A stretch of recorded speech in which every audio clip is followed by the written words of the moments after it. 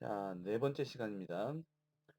네 번째 시간에는 앞에서 배운 함수의 정의에 대해서 조금 더 구체적으로 어, 어떻게 하면 함수의 정의를 잘 할 수 있을까에 대해서 얘기해 보도록 하겠습니다. 자, 앞 시간에 함수를 공부하기 위해서 중요한 것 세 가지 꼭 기억해야 한다 말씀드렸는데요. 그 중요한 것 세 가지는 함수의 정의, 함수의 호출, 함수의 선언이었습니다. 네, 그 세 가지 중에 첫 번째로 함수의 정의에 대해서 좀 더 구체적으로 살펴보도록 하겠습니다. 함수의 정의는 리턴형과 매개변수의 유무에 따라서 네 가지 형태로 구분할 수 있겠습니다. 이 네 가지 형태를 한 개 한 개 정의해 가다 보면 네, 함수의 정의는 조금 더 쉽게 느껴질 거라 생각합니다. 차근차근 하나씩 해보도록 하겠습니다. 네, 첫 번째 유형입니다. 함수의 정의에서 첫 번째 유형, 리턴형과 매개변수 둘 다 없는 경우를 이야기합니다. 자, 함수의 원형 어떻게 쓰죠? 네, 리턴형 쓰고 함수의 이름 쓰고 매개변수 쓰는 이 함수의 원형에서 리턴형과 매개변수가 없기 때문에 리턴형 써주는 첫 번째 자리 네, 보이드 써주고요. 함수의 이름 써주고 매개변수 써주는 가로 열고 가로 닫고 가로 안에 매개변수가 없음을 뜻하는 보이드를 써주는 형태, 이 형태를 첫 번째 유형이다라고 볼 수 있을 것 같습니다. 자, 리턴형이 없기 때문에 이렇게 코딩되어져 있는 함수를 마치고 난 다음에 되돌아갈 때 함수를 호출하는 곳으로 그러니까 지금 현재 작성하고 있는 함수를 호출해 준 곳으로 되돌아갈 때 들고 가는 것이 없게 되겠죠. 리턴형이 없으니까요. 자, 그 다음에 이 함수를 처리함에 있어서 재료가 없게 됩니다. 다시 얘기하면 내가 너한테 줄 건 없지만 네, 이 일들을 처리해 줄 수 있겠니? 그리고 그 일들을 다 처리한 다음에 나한테 보고는 해 주는데 뭔가 들고 와서 그 증거나 뭐 결과를 들고 올 필요는 없어. 이런 유형일 수 있겠죠. 그래서 이런 유형은 우리가 지금까지 했듯이 마치 메인 함수를 코딩하는 것처럼 네, 코딩을 해 주시면 된다라는 것이죠. 어, 뭐 그도 그럴 것이 왜 메인 함수는 우리가 아무것도 넘겨받는 형태가 지금까지 없었죠. 그쵸? 물론 이제 나중에 가면 메인 함수에서도 이런 것들을 가지고 처리해 달라라고 하는 의미로 메인 함수에서에게도 뭔가를 넘겨줄 수 있는 형태가 있지만 아직까지는 우리가 그거에 대해서 언급하지 않았기 때문에 마치 이제 메인 함수를 코딩하는 것과 같은 형태로 코딩하면 된다라는 것을 이해하시면 좋을 것 같고요. 예를 들어서 보면 네, 이제 구구단을 출력하는 형태의 함수인데요. 네, 함수의 원형을 보면 보이드 구구단 가로 열고 보이드 가로 닫고 이렇게 되어 있습니다. 함수의 원형은 리턴형에 보이드 써놨고요. 그다음에 함수의 이름에는 구구단 네, 이름 짓는 규칙을 이용해서 변수명과 배열명 똑같이 이름 짓는 규칙을 이용해서 함수명 만들어 놨고요. 다음에 가로 열고 보이드 이렇게 해서 매개 변수가 없다. 너에게 줄 것은 없지만 구구단 좀 출력해 줄래? 네, 이런 코드라고 볼 수 있을 것 같습니다. 네, 그 안쪽에는 이제 구구단을 실제로 출력하는 것처럼 이중 포문을 처리하기 위해서 i와 j라는 변수를 만들어 놓았고요. 다음에 바깥쪽에는 i 포문이 2부터 9까지 일씩 증가하는 형태로 포문이 만들어져 있고 안쪽에는 j 포문이 1부터 9까지 일씩 증가한 형태로 네, j 포문이 만들어져 있습니다. 그러면서 프린트f 문은 j 포문이 9번 반복하는 동안 출력하게 되어 있고요. 그래서 한 줄씩 계획 문자를 주고 있기 때문에 9줄 출력이 될 거고, J4문이 끝나고 난 다음에 내려와서 printf 문을 한 번 더, 계획 문자가 들어있는 printf 한 번 더 출력하고 있기 때문에, 네, 단과 단 사이, 즉 2단과 3단 사이, 3단과 4단 사이에는 빈 줄이 하나씩 더 들어가는 것을 볼 수 있을 것 같습니다. 자, 이렇게 그냥 마치 메인 함수에서 구단 출력하는 함수를 어, 작성하듯이 작성을 해놓고, 함수의 프로토타입, 함수의 원형만 void 구단 void 이렇게 써놓고 함수의 정의를 마무리한 것 볼 수 있습니다. 네, 첫 번째 유형인데요. 첫 번째 유형은 함수의 메인 함수를 코딩하는 것처럼 코딩해라. 네, 이렇게 하면 쉽게 1번 유형을 정리할 수 있을 것 같습니다. 자, 다음 슬라이드 보도록 하겠습니다. 자, 함수 1번 유형을 설명했으니까요. 1번 유형을 잘 이해했는지 보기 위해서, 네, 함수 1번 유형에 대한 함수 정의 문제를 한번 풀어보고 넘어가도록 하겠습니다. 자, 1번 유형의 문제는, 네, 많이 봤던 문제들, 비슷한 문제입니다. 1부터 100까지의 숫자 중에서 소수를 출력하는 함수, 프라임이라는 함수를 작성해라 라고 했습니다. 네, 실제로 이제 코딩을 해서 결과를 보기 위해서는 메인 함수도 작성을 해야 되겠죠. 그래서 prime이라는 함수를 작성해 놓고 메인 함수에서는 어, 다른 코딩 전혀 없이 그냥 prime이라는 함수를 호출만 해주시면 될 것 같습니다. 그래서 어, 프라임이라는 함수를 작성할 때는 메인 함수를 작성하듯이 작성하시고, 실제로 메인 함수에서는 프라임이라는 함수를 호출만 해주는, 네, 그런 코드를 작성해 주시면 좋을 것 같습니다. 소수를 구하는 프로그램은 여러분 뭐 앞에서 많이 해보셨으니까 어렵지 않게 코딩하실 수 있을 거라 생각합니다. 자, 코딩하시면서 잠깐 시간을 드리도록 하겠습니다. 1번 유형 실습은 예전엔 별로 어렵지 않으셨죠? 네, 이번에는 이제 2번 유형입니다. 어, 이번 유형은 리턴형은 리턴은 없는 형태이고요. 매개 변수가 있는 형태입니다. 네, 그래서 함수를 처리하는 데 있어서 내가 이런 재료들을 줄 테니까 이 재료들을 가지고 가서 이런 일들을 좀 처리해 줄래? 라는 함수 정의 형태입니다. 자, 근데 처리해 주긴 하는데 처리 결과에 대해서는 끝났다라고만 알려주면 되고, 특정한 뭔가를 결과물로 들고 오지는 않아도 괜찮아 라는 형태의 유형이겠죠. 그래서 리턴 값은 없어도 될 것이고요. 네, 어, 함수를 처리하기 위해서는 특정한 매개 변수를 넘겨주어야 하는 이런 형태가 2번 유형이다 라고 볼 수 있습니다. 자, 그럼 여기서 매개 변수는 몇 개까지 쓸 수 있을까요? 매개 변수는 일반적으로 뭐 한 개, 두 개, 세 개, 뭐 많게는 5개 뭐 이렇게 쓰기도 하는데, 매개 변수의 개수의 제한은 일단 없습니다. 네, 그런데 매개 변수가 많으면 굉장히 좀 복잡하겠죠. 일반적으로 사용되어지는 변수가, 우리가 지금까지 메인 함수에서 사용했던 변수 선언 봐서도 뭐 그렇게 뭐 10개 이상 넘어갔던 적이, 물론 이제 프로그램이 작았으니까 그랬을 텐데 10개 이상은 넘어갔던 적이 그렇게 많지 않죠. 그래서 10개 정도만 되더라도 그 변수들을 다 이제 컨트롤하기 위해서 굉장히 많은 주의가 필요할 텐데, 매개 변수가 그만큼 많아진다.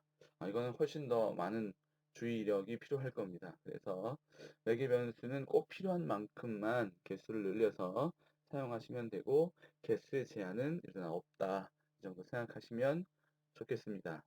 자, 계속해서 또 이번 유형을 보도록 하겠습니다.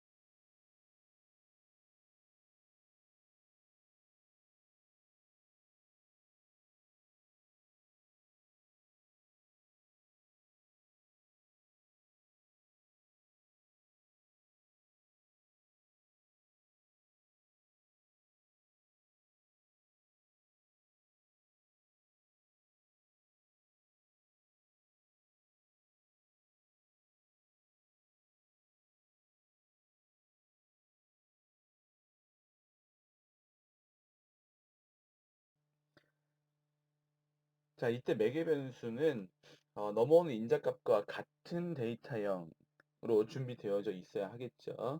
물론 실수가 넘어올 때 정수, 그다음에 정수가 넘어올 때 실수형의 변수들을 선언할 수도 있겠지만, 그렇게 된다면 만약에 예를 들어서 실수가 넘어오는데 정수형 변수가 준비되어 있다.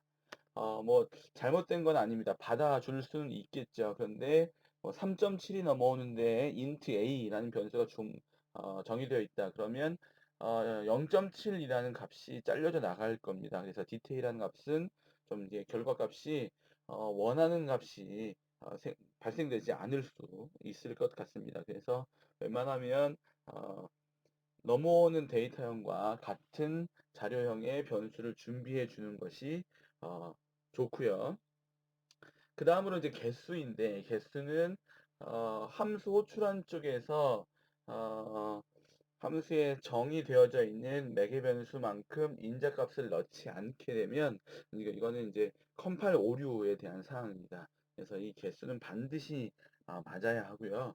인자값과 그 매개 변수의 데이터형은 어, 반드시 같아야 할 필요는 없지만, 네, 음, 웬만하면 맞춰서 보내주는 것이 좋을 것 같습니다. 어, 오류가 나는 경우들도 있는데요. 이런 경우는 이제 뒤쪽에서 좀 배우긴 할 텐데, 어, 포인터인 경우에, 이쪽에서는 일반 인트형 변수를 만들어 놨는데, 저쪽에서는 뭐 이제 주소가 넘어온다든지, 이렇게 되어 있으면, 레벨이 맞지 않는다. 이런 의미로 이제 워닝을 띄우거나, 그다음에 컴파일 오류를 내는 경우들이 있으니까, 자료형은 맞아야 한다.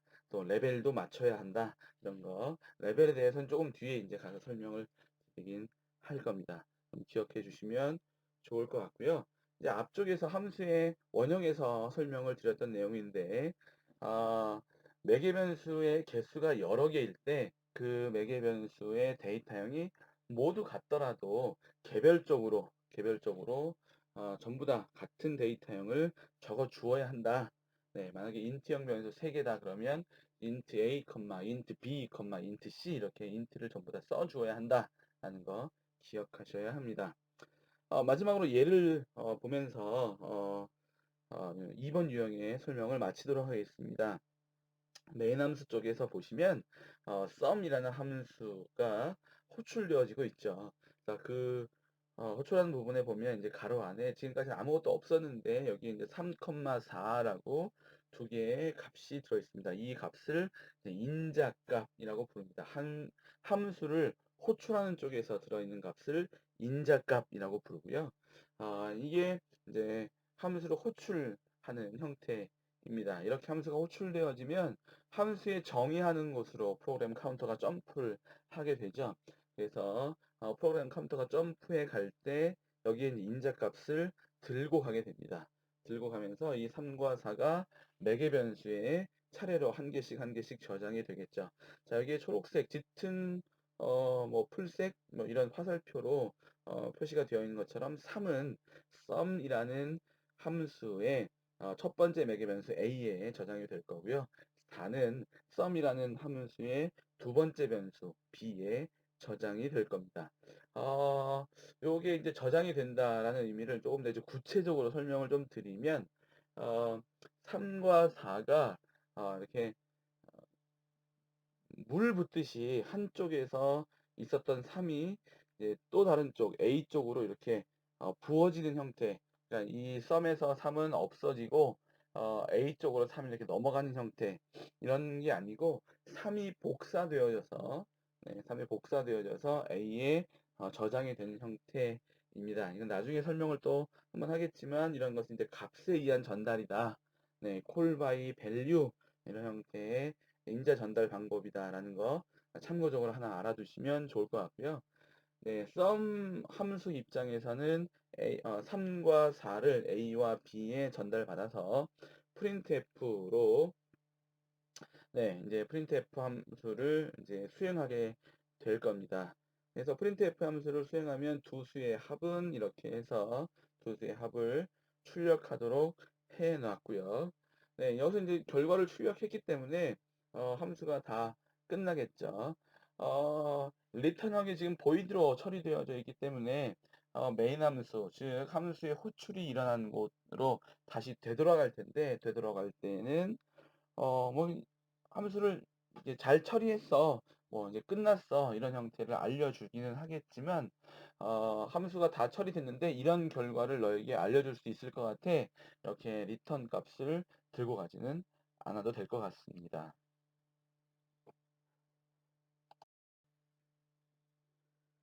자, 함수 정의 2번 유형을 설명했으니까요. 2번 유형에 대한 문제도 한번 풀어보도록 하겠습니다. 자, 문제는 한 개의 정수를 메인 함수에서 입력받아서 입력받은 정수까지의 소수를 출력하는 함수를 작성해라 라고 했습니다. 1번 유형의 예제에서 이제 좀 응용한 문제라고 볼 수 있겠죠. 자, 조건은 메인 함수에서 작성한 함수, 사용자 정의 함수를 호출하라고 했고요. 그 다음에 출력은 사용자 정의 함수에서 하라고 했습니다. 네. 대충 어떻게 해야 될지 이제 감이 좀 오시죠? 네, 한번 풀어보시고, 네, 다음 진도 계속 가도록 하겠습니다. 수정의 2번 유형의 문제를 잘 해결하셨죠? 자, 이번에는 이제 3번 유형입니다. 3번 유형은 매개 변수는 이제 없는 형태이고요. 리턴형이 있는 형태입니다. 여러분 앞에서 함수의 원형 설명할 때 리턴형에 대해서 설명을 드렸죠. 리턴형은 함수를 다 처리하고 난 결과값을 들고 갈 때 결과값은 이런 데이터형이어야 한다라고 적어주는 형태가 되겠죠. 그래서 리턴형은 함수의 처리 결과 리턴 값이 있다라는 의미와 리턴 값은 이런 데이터형이어야 한다라는 것을 알려주는 형태다라고 보시면 좋을 것 같고요. 자, 이 반대로 이제 함수의 호출하는 입장에서 봤을 때는 내가 누군가에게 일을 시켰는데 그 일이 끝나고 난 다음에 뭐를 들고 올 거란 말이죠. 예를 들어서 아이스크림 심부름을 시켰어요. 그런데 저는 아이스크림 심부름을 다 끝나기를 바라고 있는 것이죠. 왜냐? 그렇죠. 네, 결과값으로 아이스크림을 들고 올 테니까요. 그래서 그 아이스크림을 내가 바로 먹을지 아니면 저장해 두었다가 다른 데 사용할지 이런 것들을 미리 결정해 놓고 생각해 놓고 아이스크림이 오기만 기다리고 있어야 합니다. 자, 그러면 함수의 호출한 입장에서 봤을 때 뭘 준비해야 되겠죠? 네, 맞습니다. 함수의 호출하는 입장에서 봤을 때는 어, 결과값이 되돌아올 때 그 결과값을 어떤 변수에 저장할지 아니면 변수에 저장하지 않고 바로 출력할지 아니면 어떤 연산에 참가시킬지 아니면 조건문에다가 집어넣을지 이런 여러 가지 것들을 고려해서 준비하고 있어야 한다라는 것이죠. 그래서 리턴형이 있는 함수의 정의에서는 함수 호출하는 부분에서도 신경을 좀 써야 한다. 되돌아올 값이 있으니까 그 되돌아올 값을 컨트롤해 줄 준비를 해야 한다. 좀 기억하시면 좋을 것 같습니다. 자, 함수를 정의하는 쪽에서 이제 리턴형을 써주고 함수를 마무리할 때에는 이제 키워드 return이라는 키워드를 써주고 그 옆에 이 함수가 처리되고 난 결과를 이렇게 들고 가라 하는 뭐 식이나 아니면 변수나 아니면 특정한 상수를 써 주어야 합니다. 어떨 때는 여기서 또 다른 함수를 호출하기도 합니다. 그 함수의 호출 결과를 여기다 넣고 또다시 들고 가라 이렇게 할 수 있을 테니까요. 자, 그래서 이러한 결과값을 return이라는 키워드 옆에 써준다라는 것이고요. 또 예를 들어서 한번 보면 return a 플러스 b 이렇게 되어 있죠. 만약에 뭐 a와 b 값을 우리가 정의하고 있는 함수에서 입력받았다라고 한다면 입력받은 두 개의 어, 값을 더해서 어, 되돌아갈 때 가지고 가라 이렇게 할 수도 있을 것 같고 아니면 A, B가 뭐 이 유형에서는 그렇게 하면 안 되지만 A, B가 매개 변수로 이제 넘어왔다 그러면 이 두 개를 합해 가지고 다시 되돌려주는 뭐 합 형태의 함수라고 볼 수도 있겠죠. 그래서 이렇게 연산식이 들어가도 좋고 앞에서 말씀드린 것처럼 상수가 직접 들어가도 1, 뭐 2 이렇게 직접 들어가도 좋고, 특정한 값이 들어있는 변수가 들어와도 좋을 것 같습니다. 자, 다음으로 나와 있는 설명들은 뭐 앞쪽에서 제가 했던 설명들이니까 한 번씩 여러분 읽어보시면 크게 어려움 없이 받아들이실 수, 이해하실 수 있을 거라 생각합니다. 자, 이런 3번 유형이 어떻게 정의되어지는지 예제를 통해서 한번 보도록 하겠습니다. 자, 오른쪽에 메인 함수가 있고요. 메인 함수에 int 합이라는 변수가 있네요. 자, 합이라는 변수에다가 sum이라는 함수를 호출해서 그 결과값을 합에 넣어라 라고 하고 있습니다. 그러면 sum이라는 함수를 처리하고 다시 프로그램 카운터가 되돌아올 때는 뭔가를 들고 올 텐데 그 들고 온 값을 합에다 넣어라 라고 하겠죠. 그래서 이런 부분을 이제 결과값을 컨트롤 해준다. 리턴 값을 컨트롤 해준다 라고 볼 수 있을 것 같습니다. 자, sum 함수가 호출되었으니까요. sum 함수가 있는 쪽으로 프로그램 카운터를 넘겨보면 네, sum 함수 정의가 되어 있죠. 자, int라고 되어 있고요. sum이라고 되어 있고 가로 안에 매개 변수를 주지 않았죠. 네, 주지 않은 것뿐만 아니라 void라는 말도 키워드도 생략해 놓았습니다. 자, 이렇게 함수의 매개 변수가 없을 때 네, 이렇게 생략해도 큰 문제는 없다. 보시면 좋을 것 같고요. 자, 그래서 sum 함수를 보시면 int ab 이렇게 두 개의 변수를 만들어 놨고요. scanf로 네, a와 b 값에다가 b 변수에다가 하나씩 값을 키워드로 입력받고 있습니다. 자, 그 다음에 return이라는 키워드가 나왔네요. return 옆에는 a 플러스 b, 네, 조금 전에 scanf로 입력받은 그 a, b 변수를 더해가지고 그 더한 결과값을 되돌려주고 있습니다. 어디로요? 네, 호출한 곳으로. sum 함수, 지금 이 함수를 호출한 곳으로 되돌려주고 있네요. 자, 그래서 이 함수가 다 끝나고 되돌아갈 때, 호출한 곳으로 되돌아갈 때는 네, a 플러스 b의 결과를 들고 되돌아가게 됩니다. 자, 그러면 메인 함수의 sum 함수 호출한 곳으로 되돌아가 보면 거기에는 a 플러스 b 값이 결과값으로 와 있을 거라는 거죠. 그러면 이 결과에 대해서 합이라는 변수에 저장이 될 거고 밑에 내려와서 printf로 합을 출력하게 될 겁니다.